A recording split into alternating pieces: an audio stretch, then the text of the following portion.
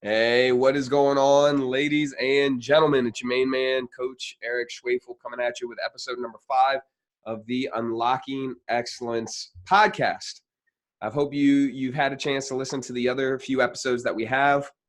They're pretty good, right? They describe the different types of people and what excellence actually means. So if you haven't had a chance, definitely go in and check those out. This week's episode is all about knowing thyself. It's all about knowing yourself and how crucial it is to actually getting the results that you want. Now, there are different ways that you can get to know yourself, and we're going to talk about all that kind of stuff. There are different tools that you can take, and obviously there's life. So knowing yourself, man, if that isn't a broad subject, then I don't know what is, right?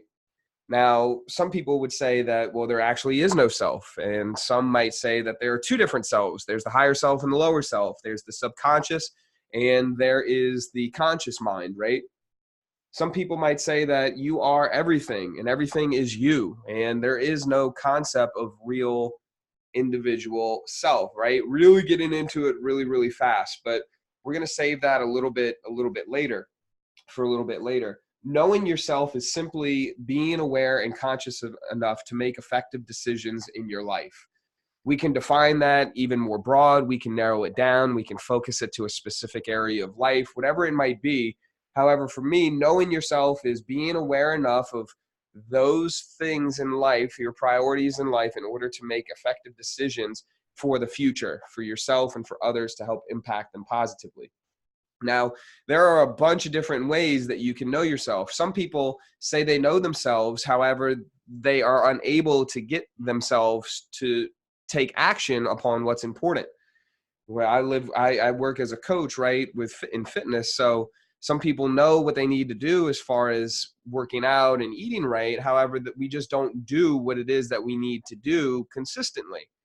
So for me, do you actually know yourself if you are unable to get yourself to take actions? Or are you unwilling? It's a discipline question, right? So we can really get into it. And one of the things that can really help uh, us, right, you, me, advance forward, getting the results that we want is learning about ourselves and why we think the way that we think or feel the way that we feel. If we don't know those things already, they can be pretty detrimental or they can be pretty impactful in the way that we move forward, that we become more of ourselves and the decisions that we make, and it determines our financial well-being, our physical fitness, our mental and emotional well-being. It can determine if we're addicts, if we use drugs, if we use food to fill voids in our life. So there are a bunch of different tests here that I'm going to mention, and there's also going to be a few applicable ways that you can learn this too. So all these are available to you right now. I did a few different Google searches and researched a little bit on the different types that are out there, the different types of tests. And one of them that comes right off the bat is like the angiogram. You can learn about yourself through the horoscopes, and you can learn about yourself through these different personality tests that they have online. Now, after looking at a bunch of these different tests and the different ways of doing things, what's available to you at your fingertips, not like with a psychiatrist or a psychologist to help you figure these things out. You have, with the psychologist and everything, you have tests like the Rorschach test. You have the, the temperament test. You have, you can use the 16 personality test. You can use, I can't pronounce it right, but the Eysenck personality questionnaire. There's a bunch of objective tests. And what they do is they summarize your answers and they give you an analysis based on your answers, right? So what exactly you are. And these have been proven and studied and tested with thousands and thousands of clients. They have stuff like, I don't know if I just mentioned it, but the angiogram, and the horoscope stuff, that's a little bit more loose. I think it's fun. I think that's great entertainment. And some people take it much more seriously and they know more science, the science and the evidence behind that. However, for me, what I've really found to be a beneficial test and a beneficial tool here is the Myers-Briggs test. Now, I'm sure that you're familiar with that, or you may not be familiar with that. If you're not, definitely look it up. It's also known as the 16 personality test. And it's based on 4 different principles, or 4 different ways of seeing things. And those 4 have 2 options. So the Myers-Briggs personality test, what that does is it gives you a greater overview of your certain personality, certain tendencies that you might have, what your strengths could be, what your weaknesses could be. It gives a whole bunch of different information on how you can communicate better, how you can communicate with others, how others can communicate with you, how you can take criticism, how you can give criticism, where you're comfortable out in the social area of life, where you're comfortable on the inside of life, the core values that you need, right? You can also dive deeper into this with the 5 love languages and figuring out if you are more of a gift giver, receiver, if you're an act of service type person, if you're more along the lines of having quality time with people, if you're more along the lines of being more of a touchy-feely person, or if you need words of affirmation, if you need praise. All these things are for me now so essential in the relationship with myself and the relationship with others, because it just makes things better. If I know how to really show you love and give you love and help you receive that love in a greater way, then man, I'm going to do it, right? Because that's the way that I feel. And I would hope that if you have that same option, if you know how to do that too, then you would do that for me, right? Because that's what we want. We want the best for each other. So how do you really get to know yourself through these? They have simple tests that you can go to on the sites, and it will show you a bit of this. And you can even reflect back on your own life concerning the 5 love languages. There are 5, right? Which is acts of service. It is quality time. It is physical touch. It's words of affirmation, and it's gift giving. So when you have all 5 of those, right? Somebody you like to give love in a certain way, and you like to receive love in a certain way, and those can be different. Those can be very different, and they're different for males and they're different for females. You might notice males are more along the lines of active service and affirmations, whereas females love physical touch and quality time. And of course, that's different per individual. So with that being said, right, that's the 5 love languages. Let's dive deeper into the Myers-Briggs test. So it breaks down into 4 different sections, and each section has 2 different pieces. And man, I love this. There's a great book called Type Talk that goes much, much deeper into this. And so the first category, if you aren't familiar with this, the first category is extroverted or introverted. Now, I know where your thoughts just went. You know already if you're extroverted or if you're introverted. So let me give you a few qualities of each person. So an extrovert, they gain energy and they produce energy, and they get more enlivened when they're around people and in social settings, and when they can talk and they can interact. For an introvert, they are more or less drained in this situation. They almost have to put on a face. You see, where an extrovert gains energy from being out in the world and talkative and interactive, an introvert gets their energy and recharges when they're alone. They recharge maybe when they're in a small group of people. They recharge when they're in a trusted environment, right, where they feel secure and safe. Going out for an introvert is much more challenging than it is for an extrovert, because sometimes they feel like they have to put on a face, right? They have to be somebody different, because it's just not their forte. It's not something that they do whenever they go out. You see extroverted people, they think out loud. They like to talk out loud. They have much more animated facial expressions, where an introvert might stay reserved and they might wait a little while to answer a question or to speak their truth. An extrovert might not do that. They're more at shoot then aim rather than aim then shoot, if that makes sense, right? So an introvert, they're less likely to speak up their own truth. They're less likely to give their opinion. They're more likely to go along with the flow. An extrovert, they stand up. They say what they need to say. They are going to be opinionated. They are your person who, I wouldn't say gives more resistance, but definitely questions. Introverts might not question as much depending on the personality, right? So that's the first one, right? So you are given a certain distinction, meaning like you'll see, but you are given a distinction. So the first letter of that 4-letter acronym would either be an E or an I. And you can kind of determine that right now. The test asks different questions to see this, but you kind of know. And you might think to yourself, hey, I switched back and forth between being an introvert and an extrovert. Well, look back on your childhood and what were you more of as a child? Did you notice that you were enlivened with social interactions, that you were more by yourself, that you enjoyed solitude, whatever it might be? Look back on childhood to really get a good one. So a good idea. So the next one is being intuitive, or it's being more of a sensor. Okay. More of a sensor or intuitive. So what the distinctions for that would be, the intuitive would be an N, because we're not going to have two I's with introvert and intuitive. And with the sensor, it would be an S. So with this, believe it or not, a majority of males are sensors, a majority of females are intuitive. That doesn't mean that you won't see male intuitives or female sensors, but this is just what the statistics have really played out to be. And the difference is going to be the way that you interpret and perceive situations, circumstances, people, etc. So with a sensor, or excuse me, with an intuitive, you're looking at somebody who is looking between the lines, right? You're looking for somebody who's looking between the lines, who's looking to feel out the situation, right? You're looking for somebody who wants to use that hidden guidance within themselves.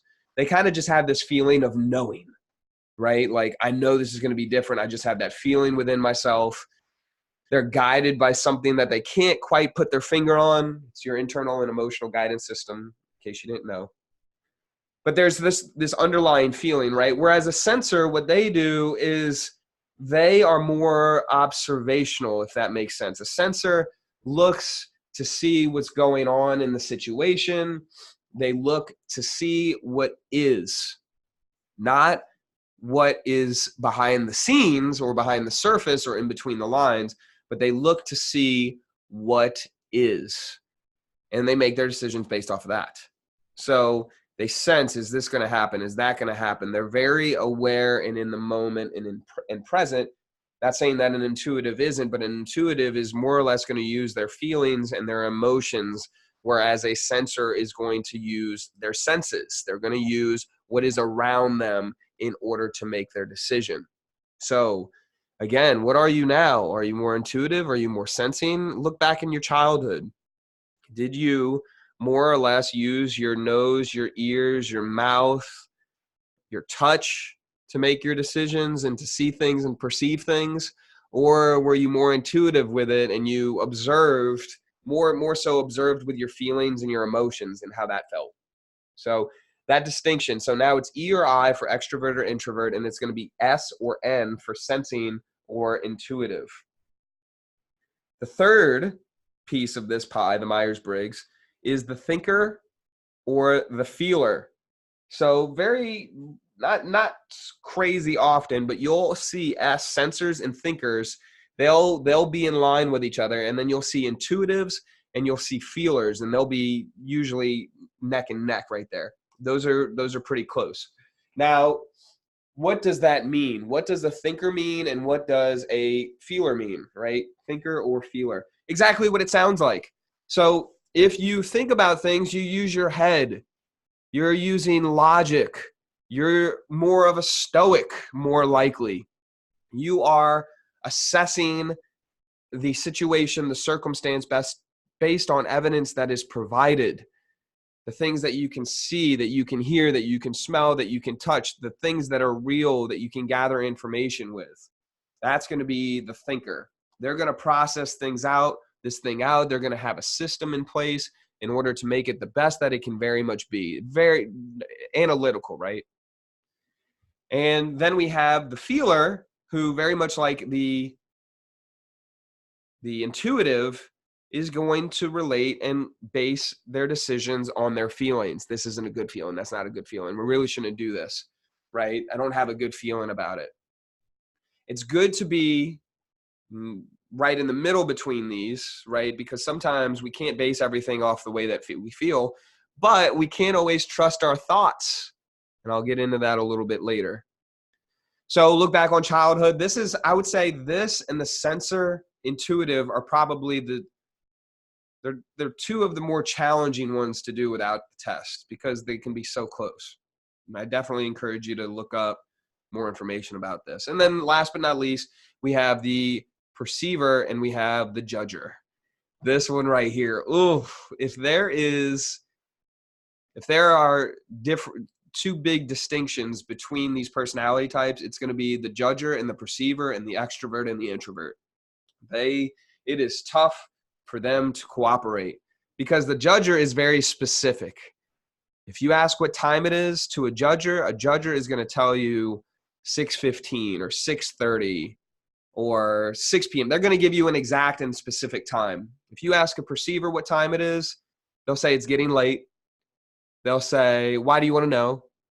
The perceiver might say something along the lines of, it's 15 till. They're not going to give that specific answer. A perceiver is somebody who wants to gather more information and data before making a decision. There's always something more, right? You're observing, you're looking. If there's an issue, the perceiver is the mediator. They're the one that looks further into it to see, oh, this is why this person made this decision. However, for the perceiver, it can be pretty difficult to make a decision because they're always looking for new data. Whether it's leaving a job or leaving a relationship or gaining a job or making a choice, even at a freaking restaurant, it is difficult for a perceiver to make a decision because they were always gathering new information. They never cut it off. And that can be a big problem, being indecisive. Whereas a judger gathers what they feel like they need to know, whether it is to reinforce their opinion, their evidence, their perspective, or it's because they feel like they have enough information and they will stop gathering information and they will make their decision and they will move forward. It's funny because I think to my relationships that I have with my parents, with my partner, with my clients, and sometimes I'll end up in the perceiver position and they'll end up as a judger, or I'll end up as a judger wanting to be specific and they'll answer me as a perceiver. And sometimes there's nothing more aggravating, right, than expecting an answer and then getting something else. We'll talk about expectations in the future. So with that being said, think about the arguments that happen between a judger and a perceiver just because they're answering differently. Think about the arguments that could be absolved. Think about the fights that could not be had, the divorces and the relationships that could actually grow from people that know how to communicate with each other.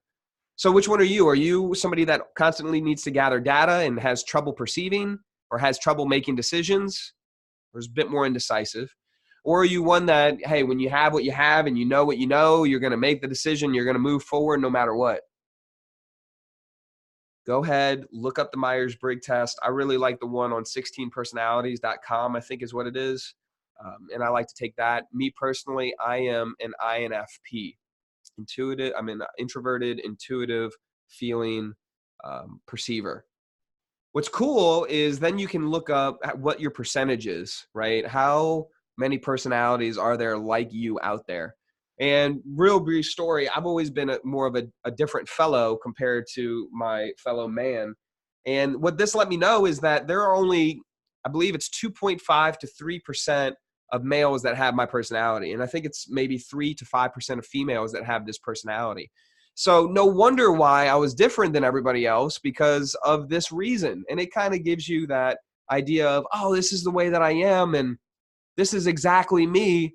And now I can learn how to communicate to myself better. And if I can communicate to myself better, y'all, if you can communicate to yourself better, you're going to be able to communicate to your partner, your spouse, your other relationships, your parents, your clients, whoever it might be, your coworkers. You're going to be able to speak with them in such a way that there's no confusion. Why would there be confusion? So let's get into it a little bit more. What is there in communicating? There's 4 different phases that happen in communicating. There is the intention of what you want to say. There is, what you actually say. There is what is heard by the receiver, by the person receiving and listening. And there's what they think and perceive about what they hear. So let's take a second to see how confusing communication can get and how particular and specific one must be in order to communicate properly. Because there's the intention, there's what you're thinking about that you want to say. Then what you actually say. So sometimes what you think you say and what you say is completely different. Completely different. And it's so confusing. It happens to me all the time. I'll say one thing, but I mean something completely else. And thank God I have people in my life who are like, Eric, what did you just say? So I can re-say it in a better way. Then there is what you actually say. So it might be a little bit different. Now, here's the thing. What you actually say might be different from what they hear, right? Think about it. What time is it? In your mind, you're asking specifically what time it is, but what they might hear is they want to know if it's late or if it's early. That's not what you asked, but that's what they heard, right? That's what they perceived. That's what they understood. So there's what they hear, and it's what they think about what they hear. Y'all, so many people in today's world take things personal.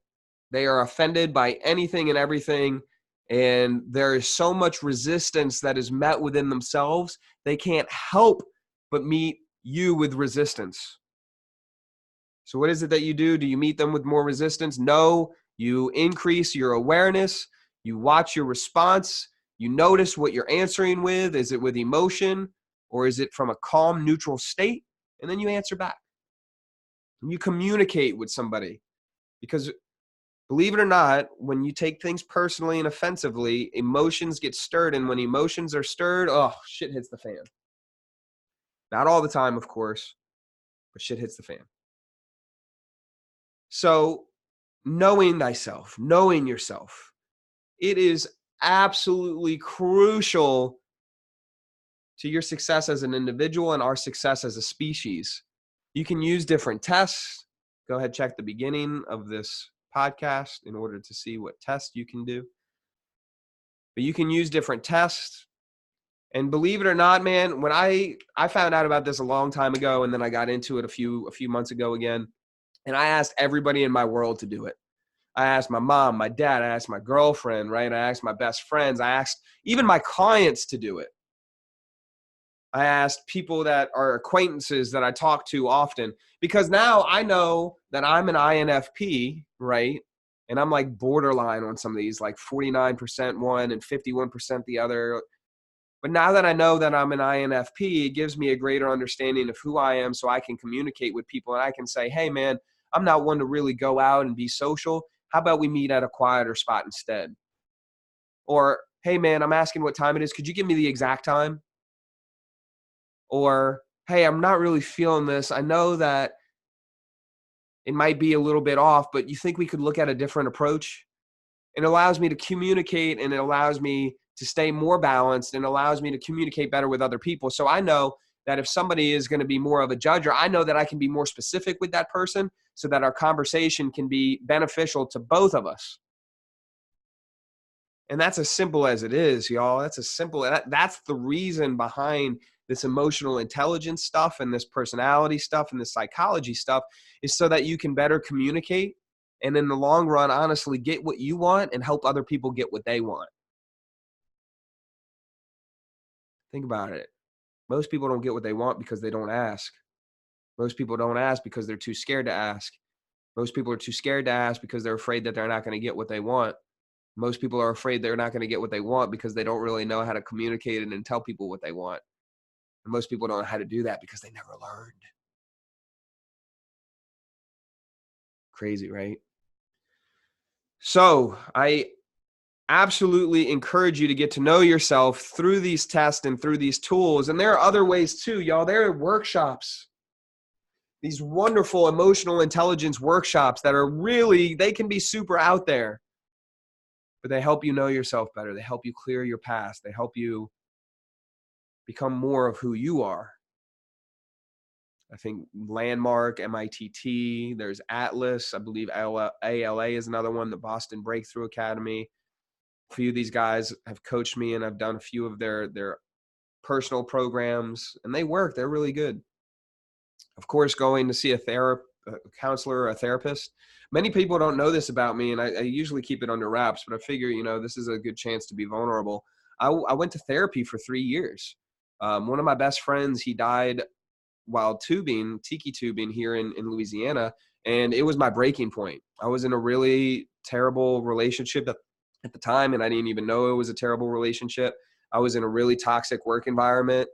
The expectations that my employer had on me were not the expectations that I believed I had on myself. So there was a lot of me just moving forward and doing what I thought was right, because I thought that's what I needed to do. I didn't know myself or what I wanted or communicated. I was doing what everybody else wanted me to do. So when I went to therapy, I started going to counseling. The first day I started bawling because the guy knew my best friend who died. He still is, right? He's alive. He was a Catholic priest. My therapist worked at the Vatican for a while. He's a great guy. Great guy. And we worked together for 3 years. And we went through work, we went through relationships, relationships with myself, with my parents, with my friends, how I showed up, how I operated. We dove deep, and believe me, he's booked up right now, but believe me, I would still be doing that therapy. I think everybody should go to therapy because you learn about yourself. You journal. That's a good way to reflect. You journal. You ask yourself questions that you might not normally ask, and you hold yourself accountable. You have somebody else that holds you accountable too.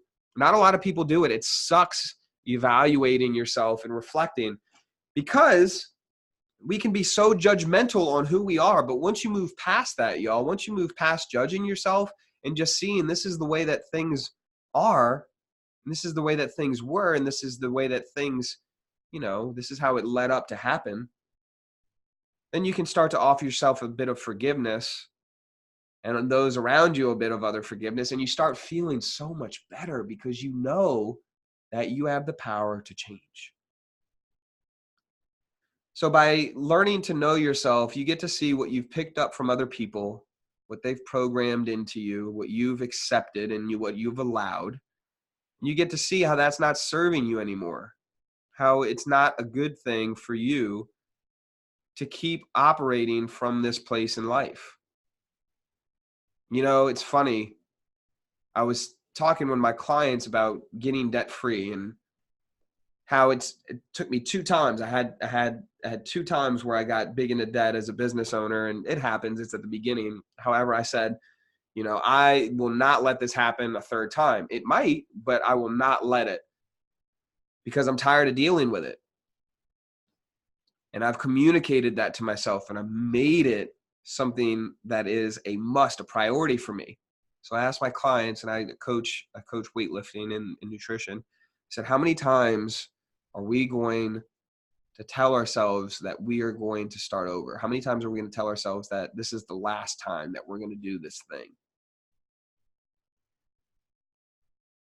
We must find another way to communicate with ourselves better, more effectively. And the way that we do that is by knowing who we are, why we think what we think, why we feel what we feel, why we say what we say, but not getting stuck there, changing it and moving forward. You could even go out on a limb and even say you don't need to evaluate your past. You just need to address what comes up in the now.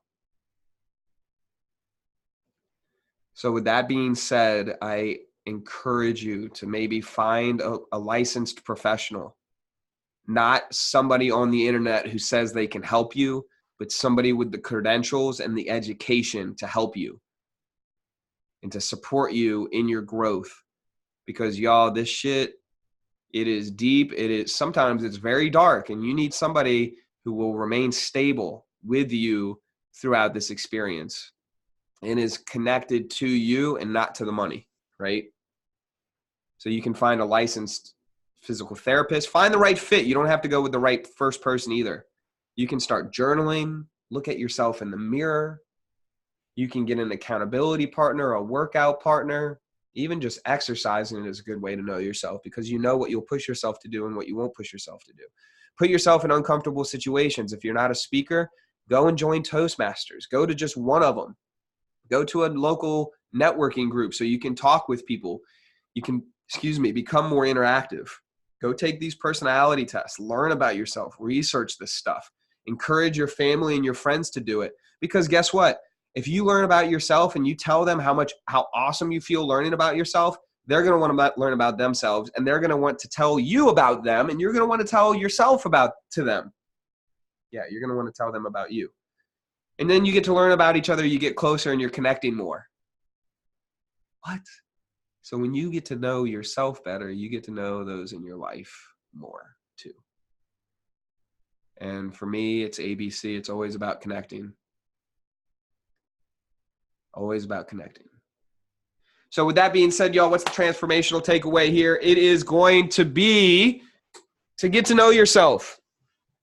Journal, question, communicate, grow, understand, learn.